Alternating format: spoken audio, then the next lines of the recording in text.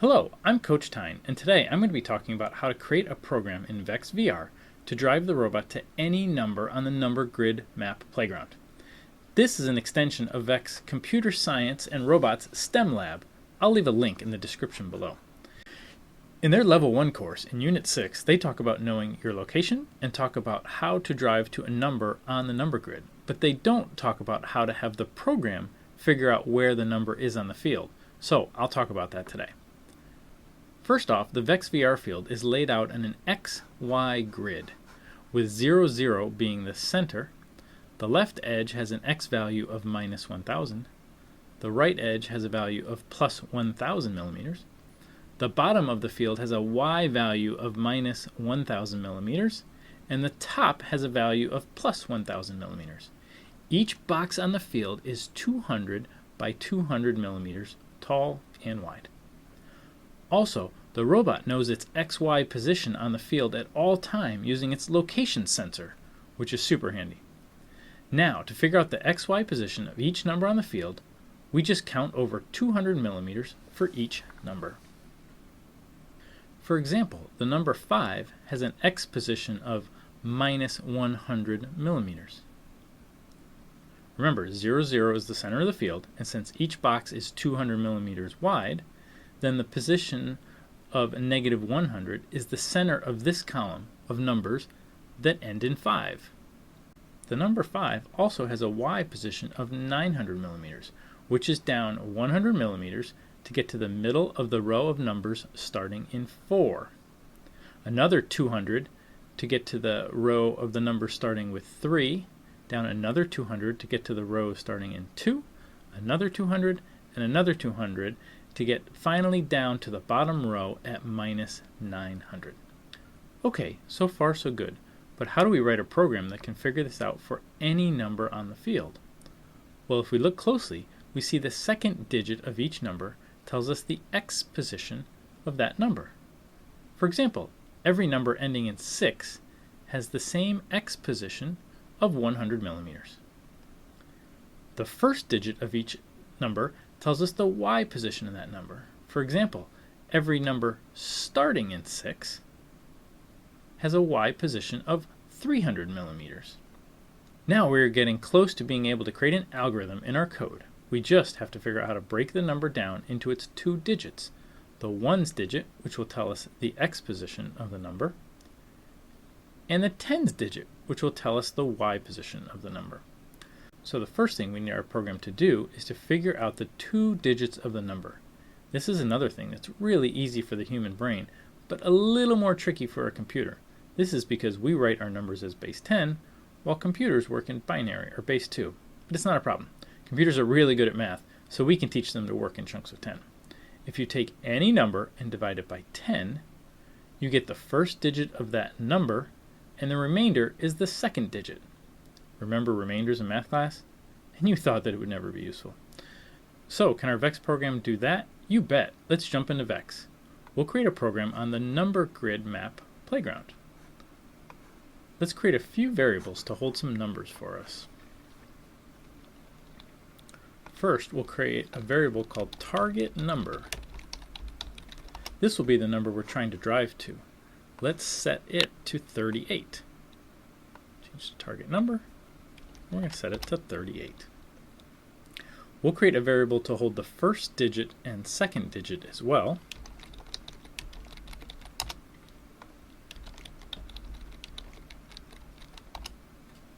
We'll also create a target X position and target Y position. Those will be the XY position of our number.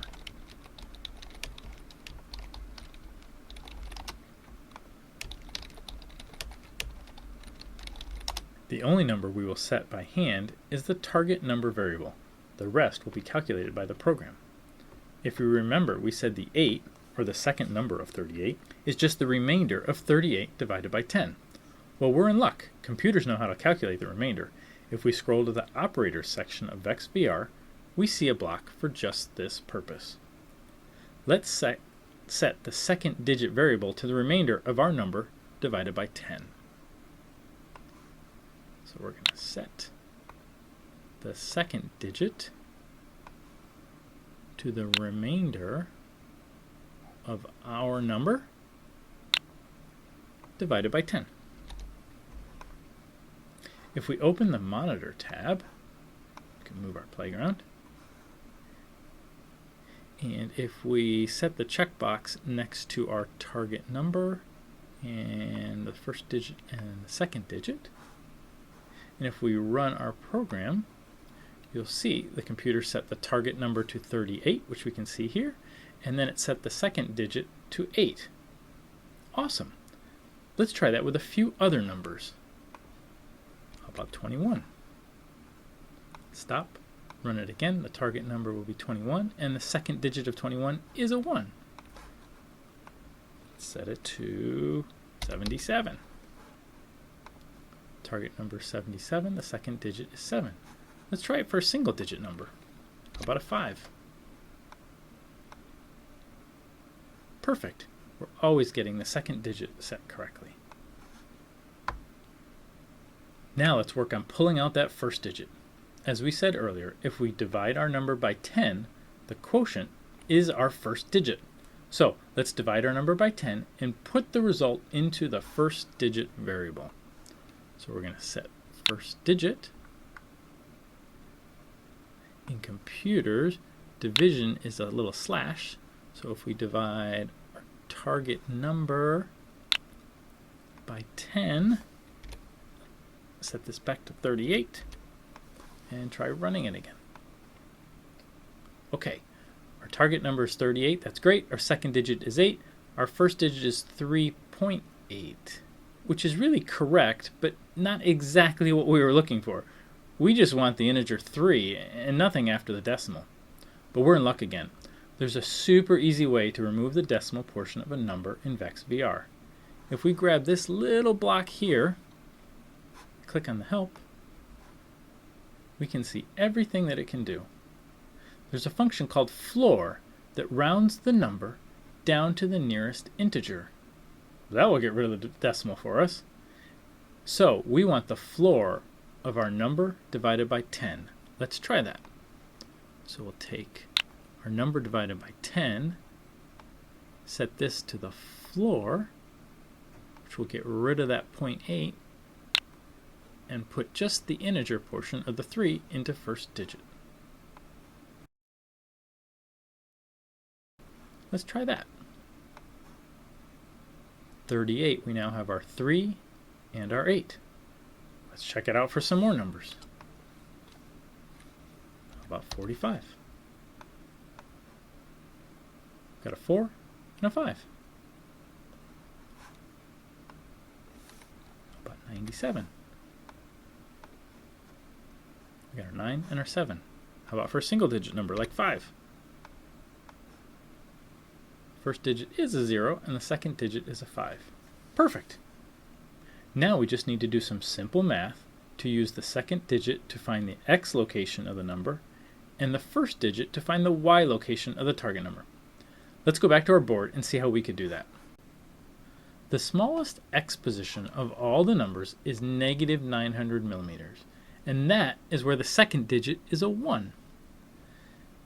Then we have to go 200 millimeters further to the right for each number we travel through. If we use our example of 38 again, we have to drive through 7 numbers. Remember, each number is 200 millimeters wide. So 7 times 200 millimeters is the distance we need to drive, which is 1400 millimeters. So we have to drive 1400 millimeters to the right of this negative 900x position. So negative 900 millimeters plus 1400 millimeters is to the x position of 500 millimeters, right between 400 and 600. Now let's think of this as a generic programming algorithm. If we take the second digit, which is 8, and we subtract 1, it tells us the number of blocks we need to travel. If we multiply that number times 200, which is the distance of each block, it tells us the distance we need to travel. If we then add that to negative 900 millimeters, it tells us the exact x position we need to go to. All right, now we're getting somewhere. Let's test our algorithm with another number. How about 35? The second digit of 35 is a 5. 5 minus 1 is 4, so 4 steps, times 200 millimeters is 800 millimeters of travel. And if we add that 800 millimeters to the x position of minus 900, we get minus 100 millimeters as the x position of the number 35. Looks good. Now this equation down here will always calculate the x position of any number. Well, almost, except for any number in that last column. For example, the number 40. The second digit of 40 is 0. So a 0 minus 1 gives us minus 1 instead of the 9 we were expecting. So when we see the second digit of 0, let's just change it to a 10. Then our equation over here, 10 minus 1 is 9. Then we'd be all set. Let's turn that into code. First, if we see a second digit of 0, let's change it to 10. Use the simple if block to check for that condition. If the second digit equals 0, then we agreed to set the second digit to a 10.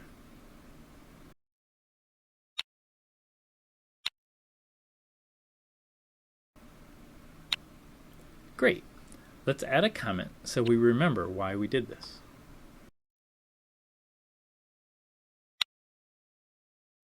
Then, to set our x position, we first take the second digit and subtract 1. Let's go to the operators. And take our second digit and we subtract 1. Take that and multiply it times 200 millimeters. In computer language, a star is multiplication. So we're going to take that, we're going to multiply it times 200 millimeters. Take all that and add it to the x position of negative 900 millimeters. So we take negative 900 millimeters, take everything that we calculated here and add that, and store that result in the target x position variable. So set target x position to this. Now we know how far right we want to go, but how far up and down? It's basically the same concept. Let's take our favorite example of 38. The first digit is 3, and we have to drive 3 blocks up from the bottom row. So the equation is almost the same, even a little easier, because we just have to take the first digit and multiply it times 200. See all these 3's? Just have to take that 3 and multiply it times 200, and that will get us to the minus 300 millimeters of y, which is the position we need to go to. Perfect. Well, again, almost perfect. The exception is that pesky last row again. The first digit in the last row is always one too many. All of these are a 3 except for that one, that number 40 over here. So again, we can handle that with the same check as we had before. If the last digit is a 0, then we know we're in the pesky last row, and so we take the first digit and reduce it by 1. So the number 40 will turn into a first digit of 3, because we're going to take the 4 and we're going to subtract 1. And the second digit will become a 10, which we did in the last step. Then all the math works out. Here in the code, we add the part where we reduce the first digit by 1 if the number is in the pesky row.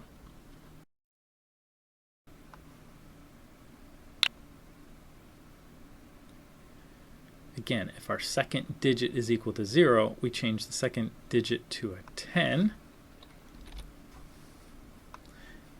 And we change the first digit by minus 1.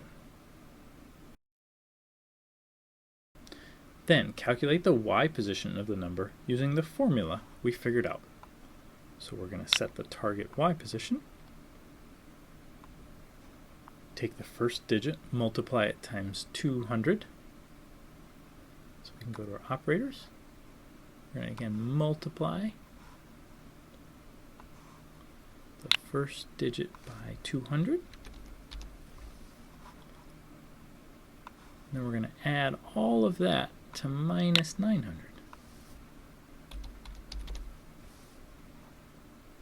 And we're going to store this result in the target y position. Let's try it for some numbers. I'm going to turn on the debug for the target positions so that we can see them. Set this back to 38.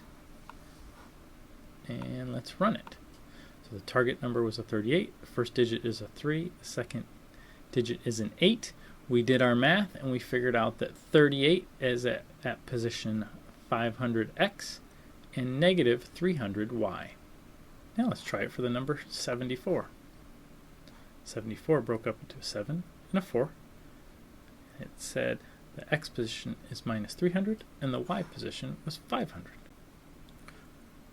Let's check it for a number in that pesky last row, the number 90, for example. 90 got broken up to an 8 and a 10 because it's really going to be in the 8 row and it's in the 10th position. So it said it's at x position 900, y 700. Okay, the last step. If we want to be able to drive to any number, we just need to know the robot's current xy position, which it knows, and the xy position of the number we're trying to drive to, which we know. Luckily, Vex makes it very easy to figure out the robot's xy position. Going over to sensing, you'll see a position in millimeter block. If we subtract our robot's current x position from the target x position, it will tell us exactly how far to drive right or left. If we subtract our current robot's y position from the target y position, it will tell us exactly how far to drive up and down. So let's do it. Let's set the robot's speed to full.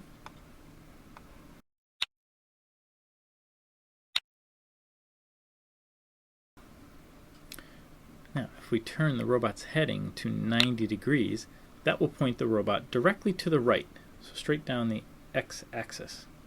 So how far to drive forward? We'll take our target x position and subtract our current robot position and drive that distance. So now we're going to drive forward for our target x position minus our current position. Currently, our target x position is 900.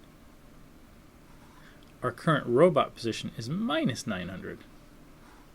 So, if our target is 900 minus a minus 900, we're going to drive forward for 1800 millimeters. Let's take a look.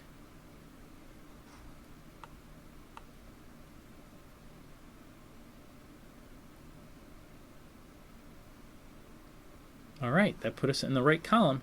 Now we have to drive up to the number, to the right row for the number.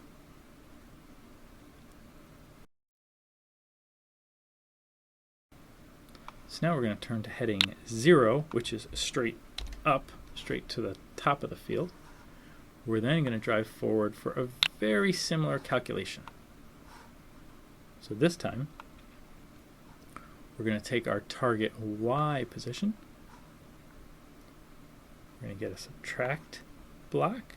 So we're going to take our target y. We're going to subtract our current y position. So now if you take this little position here, the robot sensor position, and change this to y, we'll take our target y minus our current y, and that's how far forward we're going to drive. So in this case, our target y is 700. Our current y is minus 900. So 700 minus 900 is going to go 1600 up. So let's stop. Reset the field and go again. Calculated 900. So we're going to go over to the right 900, then we're going to go up 700. Now what's really neat about the math that we just did here is now I can go in, I can take another number, I can put another number in here, let's say 67. I'm not going to move the robot, so I'm not going to reset the field, I'm just going to stop it, and I'm going to start the program again.